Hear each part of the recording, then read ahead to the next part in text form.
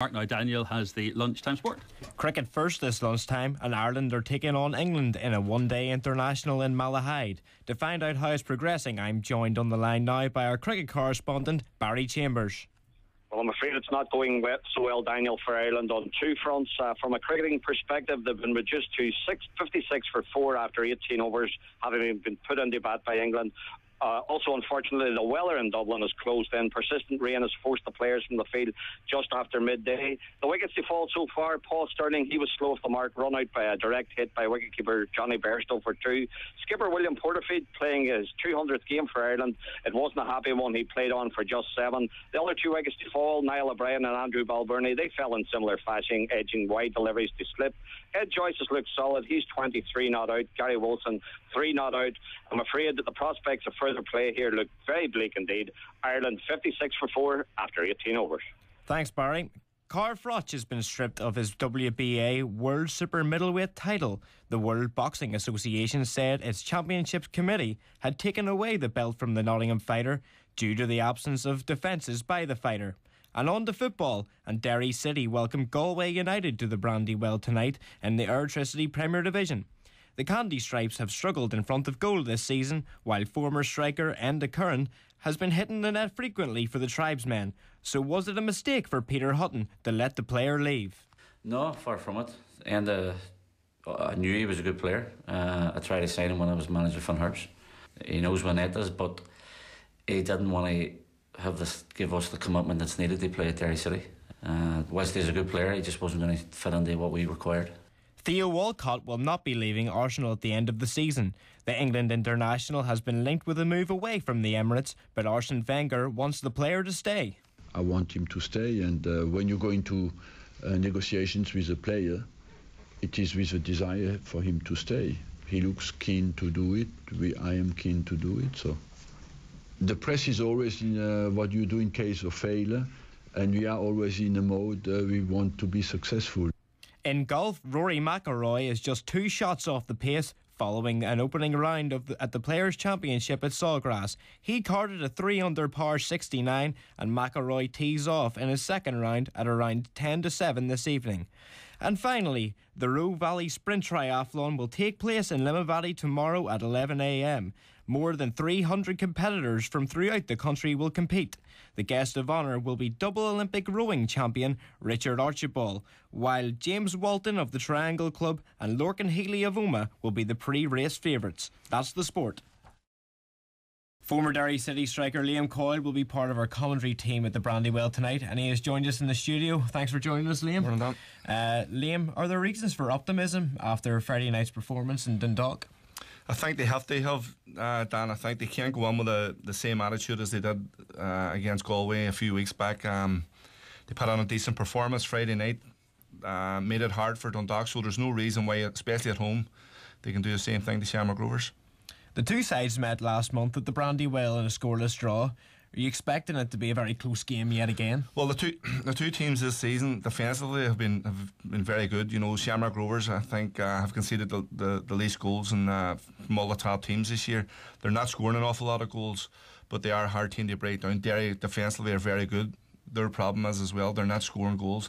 Shamrock Rovers are nicking games by the odd goal 1-0, whereas Derry are just failing to score. So I would expect it to be another tight game.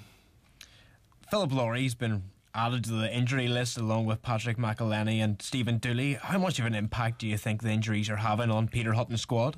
I think it's been major at the minute. I think when you look at Peter's squad, it really is threadbare at the minute. There's a lot of youngsters from the under-19s been through, and they fill the bench and that. So when you're losing experienced players like Lowry, Dooley, you know, Ryan McBride's been out, it has a major impact. So it'll be interesting to see who falls on for Lowry tonight. Just how serious should Derry be treating the League Cup this year?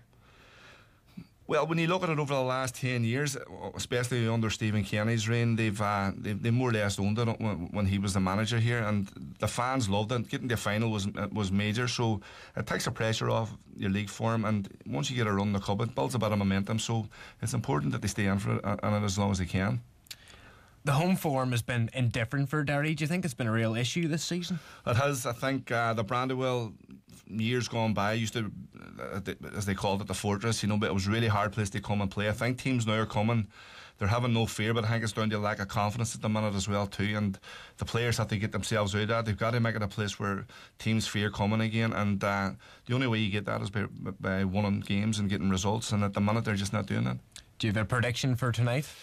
I wouldn't be surprised if it went the extra time. I think both sides are very, very difficult to score against, and maybe the odd goal might win it. So I'm hoping my heart will tell me Derry, but I think Shamrock Rovers might come up and just nick it. Thanks very much for joining us, Liam. You can hear full commentary of Derry City versus Shamrock Rovers live on Radio Foyle FM from 7:30. Dan, thanks very much for that. It's 8:56.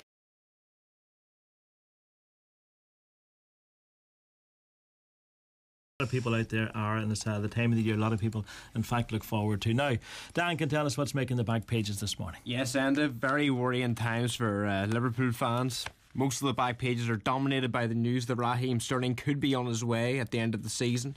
The Daily Mirror, Sterling, I'm out of here, with a nice photograph of Raheem Sterling leaving Anfield with a suitcase and a wash bag.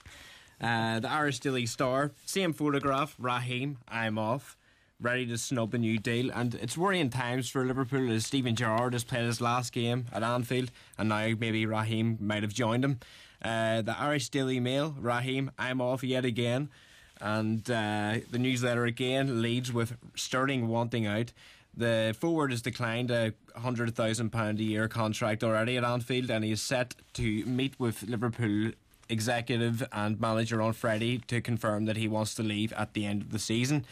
The Irish News lead with on-field abuse a real concern for Kavanagh. This is in the aftermath of the Tyrone Donegal game in Ballybofey on Sunday, and Tyrone captain Sean Kavanagh claims that certain Tyrone players had been through tough times due to particular abuse during the game, and basically suggests that both sets of fans should maybe lower tempers, just maybe getting a bit heated. But obviously it was a heated game in Ballybofey on Sunday. Lots at stake. It was a pretty bad tempered, and you could see that there was words being exchanged on the pitch that didn't go down well with some of the Tyrone players, and that seemed to trigger the trouble around half time around the dugout area, didn't it? Because it'd be interesting to know what was said, but it certainly had an effect. It was definitely heated now, hopefully. Well, Sean Kavanagh, maybe he's hoping that tempers will it'll settle a bit. Take it down a notch. Yeah, exactly. The Northwest Telegraph, they have an exclusive interview with Cara Nakulin, the Sinn Féin Sports Minister. She's due to leave her post next year, and she's hoping for plenty of success between now and then. She is hoping that Northern Ireland will qualify for the European Championships, and hopefully, obviously the Giro d'Italia was in Belfast and the rest of Northern Ireland a couple of years ago. She's hoping the Tour de France should be the next big target for Northern Ireland in the next year or so. But her legacy wants to be the Casement Park will be sorted in the end. That the new, hopefully, 40,000-seater stadium in West Belfast could be completed, hopefully. The Derry Journal lead with low blow as Derry hosts Rovers, and that is a preview of tonight's League Cup quarter-final against Shamrock Rovers. For another season, they're taking on already relegated Institute, who've lost their last six. Their last victory came in the middle of October against Warren Point at Stangmore Park. Here's Dan Duffy. 10th place Dungannon Swifts take on bottom club Institute at a sunny Stangmore Park this afternoon. The Swifts secured their top flight status thanks to Jamie Glacken's late equaliser last week, but Darren Murphy will want to finish the season strongly. Paul Key's men prepare for life in the Championship next season after gaining only 1 point in their last 10 league matches. Sturt will hope to end their winless run today. Swifts make 5 changes as Burns, Fitzpatrick, Hazley, Armstrong and Harper are replaced by McCullough, Lowe, Hodgkinson, Sanusi and Francis Brennan. For Sturt, there are 2 changes as Jimmy McIntyre and Stephen O'Donnell return to the starting 11. Kick-off is minutes away. Relegated Institute, here's Dan Duffy. Still 0-0 here at Stangmore Park, a real end-of-season feel to the game where both sides have had good chances. For Sturt, Paddy McLaughlin shot wide after a goal-mouth scramble, and Andrew Mitchell played some great football and drove at the heart of the Institute defence and played in Abiola Sunusi, but he snatched at the shot and fired it wide. After 10 minutes, it is Dungannon Swifts 0, Institute 0. Morgan Schneiderling is just... And Duffy. Dungannon Swifts 1, Institute 0, and Darren Murphy will definitely be the happier of the two sides as his side leads at half-time. But it was Sturt that came close to opening the scoring when Paddy McLaughlin dragged his shot wide after a goalmouth scramble. Andy Mitchell is shone out in the Steinmore sunshine, and he came close after 15 minutes when he fired narrowly wide from the edge of the area. Swifts took a deserved lead after 22 minutes in fortunate circumstances when goalkeeper Corey Wilson misread the flight of Jamie Glacken's corner and palmed it into his own net. 5 minutes before the break, Glacken's delivery caused more problems, but Gary Liggett headed wide at the target. Half-time at Steinmore Park, Dungannon Swifts 1, Institute 0.